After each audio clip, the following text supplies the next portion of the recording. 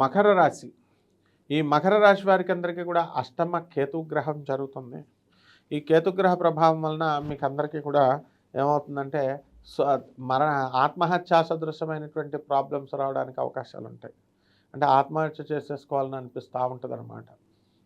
అయితే ఈ యొక్క రాశి వారికి అందరికీ కూడా రాహువు మరి కుంభరాశిలో ఉన్న కారణంగా నోటికి సంబంధించినటువంటి దుర్వ్యసనాలు రావడానికి అవకాశాలు ఉంటాయి. కఠినంగా మాట్లాడడానికి అవకాశాలు ఉంటాయి. అలాగే ఈ యొక్క సోదర వర్గం అంతా కూడా మకర రాశి సోదర వర్గం అంతా కూడా డెవలప్ అవ్వడానికి అవకాశాలు అధికంగా ఉన్నాయి.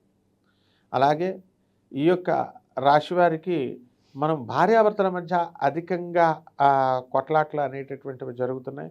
ఆ యొక్క మనస్పర్ధలు అనేటటువంటివి తొలగిపోవడానికి ఇంకా సమయం పడుతుంది.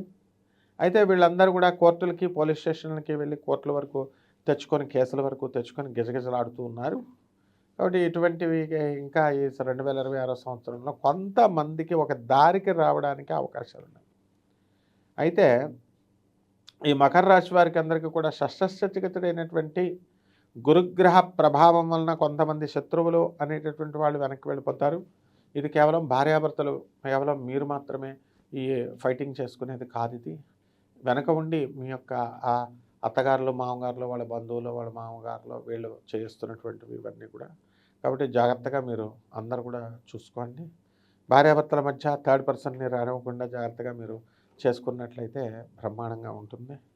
కాబట్టి ఈ రాశి వారికి అందరికీ కూడా మనము అనేకమైనటువంటి కొత్త కొత్త ప్రాజెక్ట్స్ మీరు టేకప్ చేస్తారు. మీడియా రంగంలో ఉన్నటువంటి వాళ్ళకి ప్రమోషన్స్ వస్తాయి. పుస్తకాల రంగంలో ఉన్నటువంటి వాళ్ళందరికీ కూడా కొత్త కొత్త పుస్తకాలు ప్రింట్ చేయడం ఇలాంటివన్నీ కూడా చేస్తారు.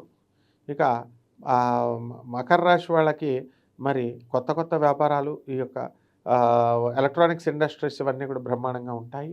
పరిహారాల దగ్గరికి వచ్చేసరికి కేతు జపం చేసుకోండి, కేతు స్తోత్రాలు చదవండి. కేతువుకి కిలోంపావు ఉలవల్ని ఆవుపేట రంగు ఉన్నటువంటి వస్త్రాన్ని ఇచ్చి పేద బ్రాహ్మణులకి సోమవారం నాడు ఉదయం 7 గంటలకి దానం చేసుకోండి. దశ మహావిద్యల్లో ఒకటైనటువంటి ధూమావతి అమ్మవారి యొక్క హోమాన్ని మేళ్ళల్లో జరిపించుకోవడం ద్వారా బ్రహ్మాండంగా ఉంటుంది. శుభమస్తు.